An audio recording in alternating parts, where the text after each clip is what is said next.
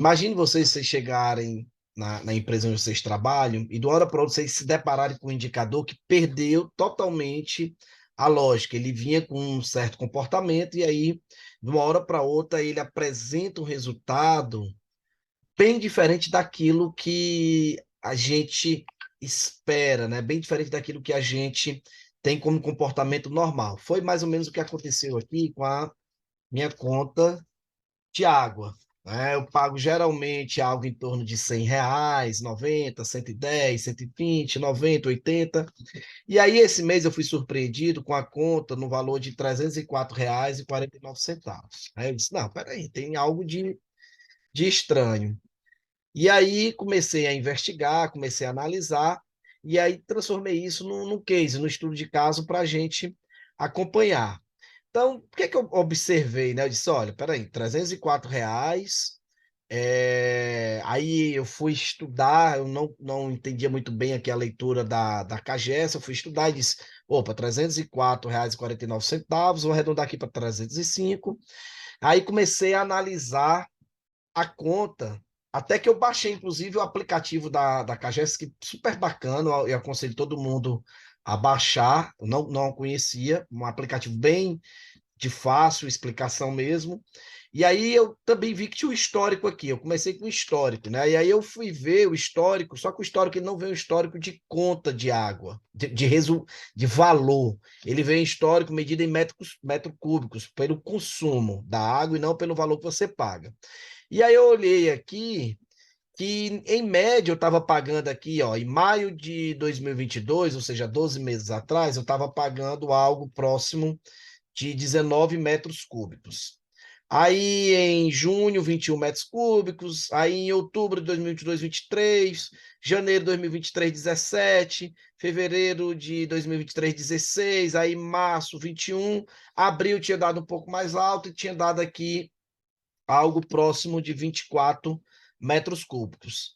E aí eu disse, espera aí, quanto é que deu essa leitura? Eu disse, 35 metros cúbicos. Aí eu, espera aí, tem algo aqui, eu disse, eu vou fazer uma carta de controle para poder analisar. Comecei a fazer essa relação. Você imagina agora que isso aqui é um indicador que vocês trabalham. Ah, eu tenho um indicador que é consumo de energia, número de clientes em atendimento, pressão de um determinado dispositivo, é vazão, é velocidade. Então, e tudo isso acarreta um custo. Então, eu vim e trouxe, olha, o consumo em metros cúbicos entre os meses de junho 22 a abril de 2023, tem um consumo, e eu vim e coloquei aqui os valores. Então, a primeira coisa que a gente fez foi o seguinte, cara, eu quero olhar aqui numa carta de controle. Vem estatística, a carta de controle, ela está dentro da área relacionada a cartas de controle. Eu estou falando de um valor individual, e aí eu vou plotar aqui o consumo.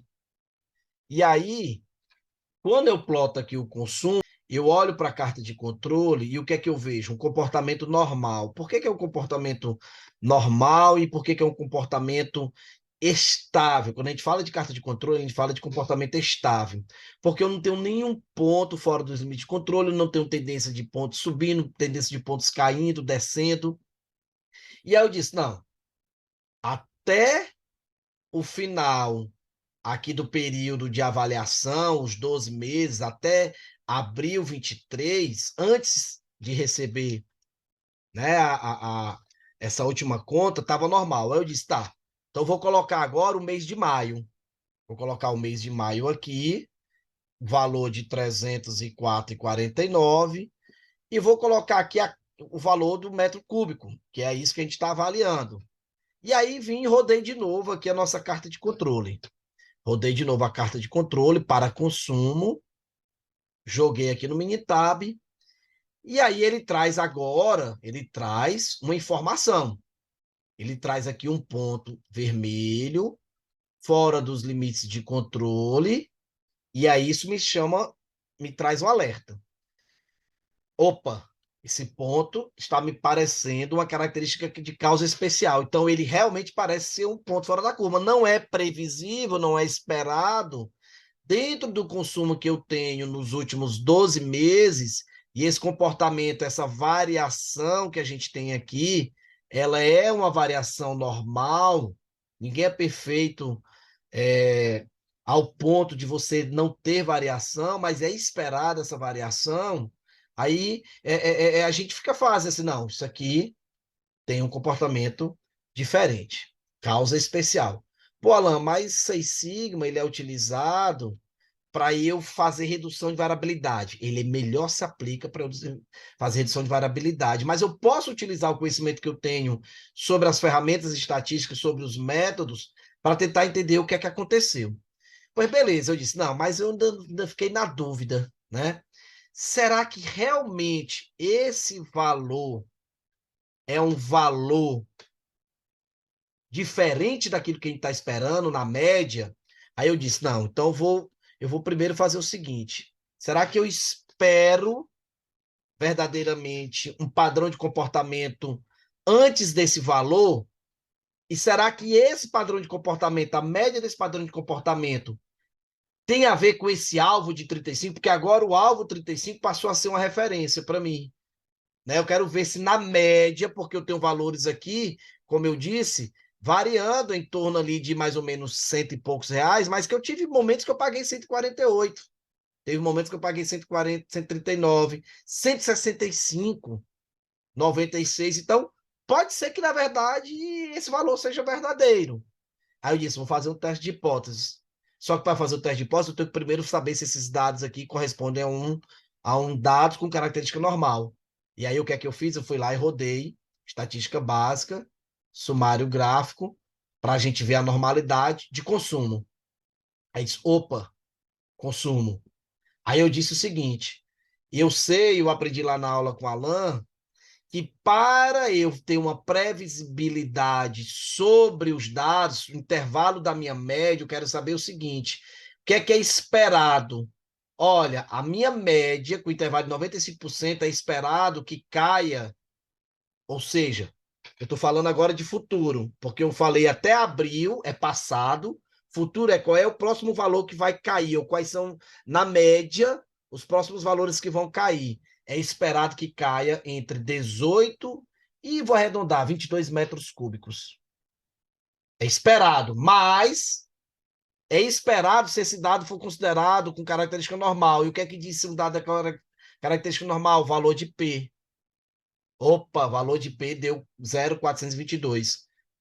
Se deu 0,422, é maior do que o valor de referência para o nível de significância de 0,05. Então, valor de P 0,04, eu estou dentro da normalidade e eu digo que é normal. E aí, eu disse, pronto, se os dados são normais, o que é que eu vou fazer agora? Eu vou testar a hipótese. Então, vou vir aqui em estatística, eu vou vir em estatística básica, teste T para uma amostra, por quê? Porque o meu valor é um valor de referência. Então, onde é que estão aqui os meus dados? Estão aqui em consumo, C1. Eu quero realizar o teste. Qual é o teste? Qual é a média hipotética? Eu quero saber se na média é igual a 35, que é o valor que veio. Então, vou colocar 35. O meu gráfico, eu vou fazer um gráfico de box plot. Eu vou dar OK e vou dar OK. E aí, agora, eu vou lá e vejo o seguinte. Olha, a hipótese nula, a média deste meu processo, ou seja, do consumo, é igual a 35. A hipótese alternativa diz que é diferente de 35. E aí, quando a gente olha agora para a nossa curva e coloca o nosso valor de referência para o nosso Z tabelado, que é 1,96, a gente fazendo lá aquela revisão, eu tenho dentro deste valor de 1,96 negativo a mais 1,96, o intervalo de confiança de 95%. 95%. E aqui é a zona de aceitação da hipótese nula, H0. O que está à direita do 1,96 positivo é a hipótese alternativa. O que está à esquerda também é a hipótese alternativa, à esquerda do 1,96 negativo. E aí, o que é que eu vejo? Que o meu valor de T, que é o valor calculado para o Z, ele está à esquerda, menos 17,81. Logo, eu estou na zona de aceitação da hipótese alternativa. O que é que significa, Alan? Que verdadeiramente não é esperado que na minha média ela chegue em 35. Então eu tenho um problema. Eu chego agora para a empresa fornecedora, né, de água e diz: olha, existe um problema. Essa conta está errada. Não é esperado. E aí, a empresa fornecedora de água vai e diz assim: tá, comece aí uma investigação. Eu disse: não, pera ainda. Eu vou começar a investigação. Então, eu vou sair um pouquinho aqui da estatística e vou investigar. Aí comecei o processo investigativo e disse: caramba, o que é que tem aqui? Essa conta, disse, nada, ela está dizendo para mim que tem, então, vazamento. Aí eu pego e digo: olha, eu vou olhar. Comecei a olhar na minha casa para ver se tinha vazamento. Eu disse: não estou encontrando vazamento. Aí eu disse: rapaz, eu vou lá para o medidor. Eu vou tocar no problema, eu vou olhar para o medidor.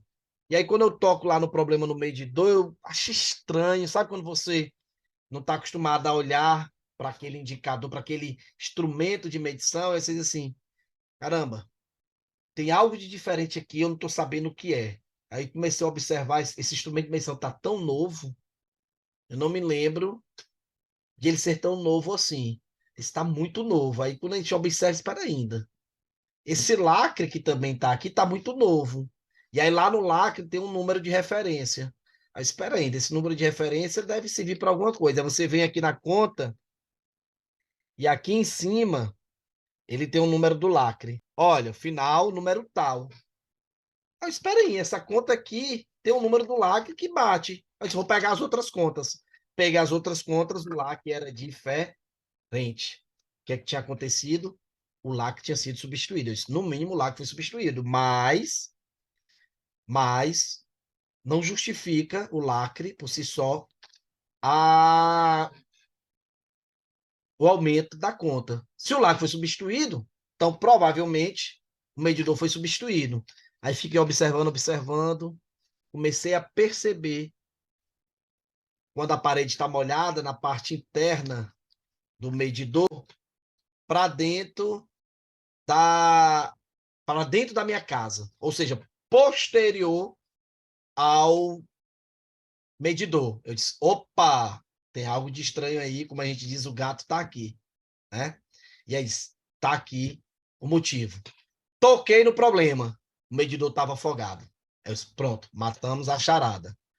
Fui na KGS e disse: minha amiga, contei toda essa história, ela foi lá no sistema e disse: seu medidor foi substituído no dia 6 de maio. E aí, quando eu marquei o número, né, do lacre da última conta e comparei com o lacre das contas anteriores, bateu.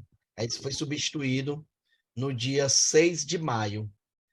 E de lá para cá, a minha conta aumentou e tem uma infiltração. Mandaram um técnico, verdadeiramente, eles tinham quebrado a conexão que faz lá com a ligação com a parte de distribuição de encanamento da minha casa, né?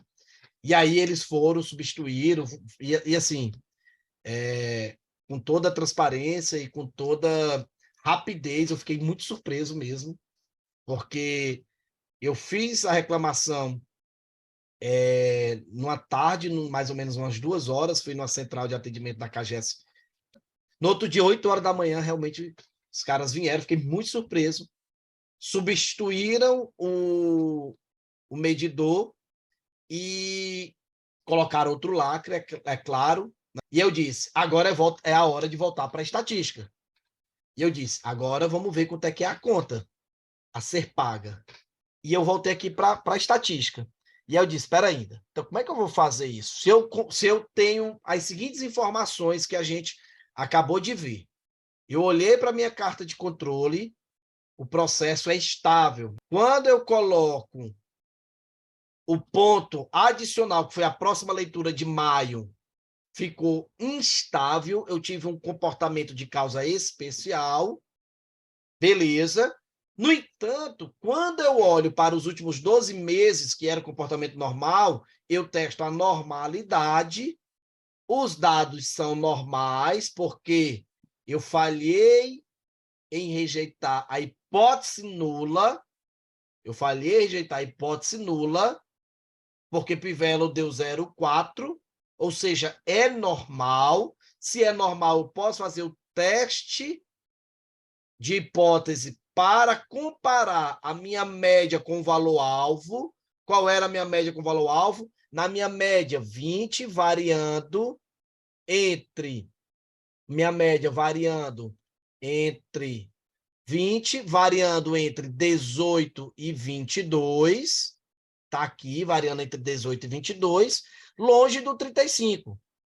Então, longe do 35, não faz sentido, realmente a minha média jamais chegaria em 35 metros cúbicos de consumo.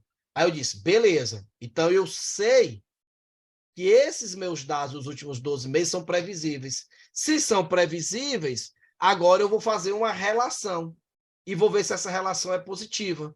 Então, eu vou ver se a dispersão faz sentido.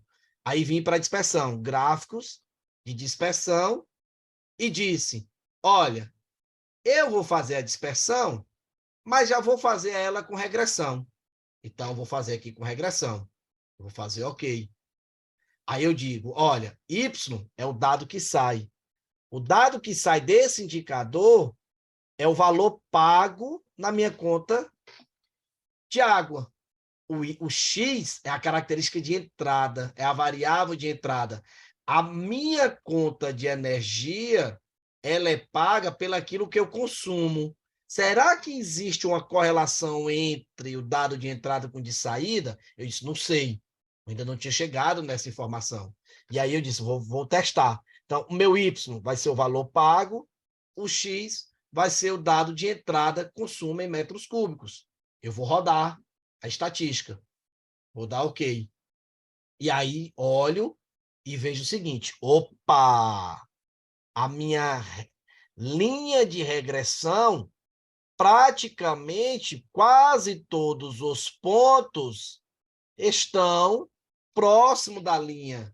A gente viu que existe formas de enxergar. Então, aqui eu tenho uma correlação positiva, porque na medida que eu aumento o consumo em metros cúbicos de água, aumenta o valor pago em reais. Então, é uma relação positiva, forte, porque eu estou vendo que boa parte dos pontos estão aqui próximo da minha linha de regressão. Mas mais do que isso, eu tenho a minha linha de regressão. Está aqui a minha equação de regressão. Clico em cima e ele me diz o seguinte, R², que é o quanto que é forte ou fraco a minha relação entre consumo em metros cúbicos e valor pago. Um R² com 95,4% é considerado forte, fortíssimo. Isso significa dizer que eu consigo explicar esta minha linha de regressão com 95,4% de certeza ou de confiança. E essa linha me traz uma equação. Que equação é essa, Alain? Está aqui. Eu sei que vou pagar em reais igual a menos 66,42 mais 9,364 de consumo que eu tiver. Então, se eu tenho R$ 35 de consumo, eu vou substituir ali no consumo de metros cúbicos e ele vai me dar um valor aproximado. Eu disse, opa, achei o valor a ser pago. Aí eu disse, agora eu vou levar essa equação aqui para o Excel. E aí eu disse, vou ver aqui quanto é que é o valor a ser pago. Né? E aí eu venho para cá, e aí fiz aqui uma tabela. Eu disse, olha, se eu tenho o meu consumo médio que deu 20, de onde é que saiu esse 20, Alan? Está aqui o consumo médio. Nós vimos aqui no nosso teste de normalidade. Está aqui. O consumo médio, por coincidência, deu exatamente 20. eu tenho um desvio padrão.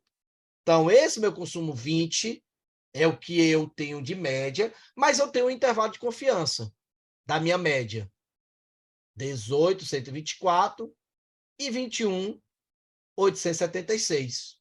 Então, eu sei o que é esperado ser pago e sei qual é o intervalo no qual o valor a ser pago pode ficar. Então, vou agora, com essa informação, vou trazer aqui para a minha tabelinha. Então, eu tenho o consumo mínimo esperado, o consumo máximo esperado. Logo, se eu tenho a média e eu tenho a equação, está aqui a minha equação, está lá, igualzinha a minha equação, igual a menos 66,4 mais 9,364 vezes G3, que é esse cara, vai me dar um valor estimado que eu vou pagar de 120,88. 120,88. Fiz a mesma coisa agora para o valor mínimo, que também espero, 103,31. E para o valor de consumo máximo, 21.876, 138,45.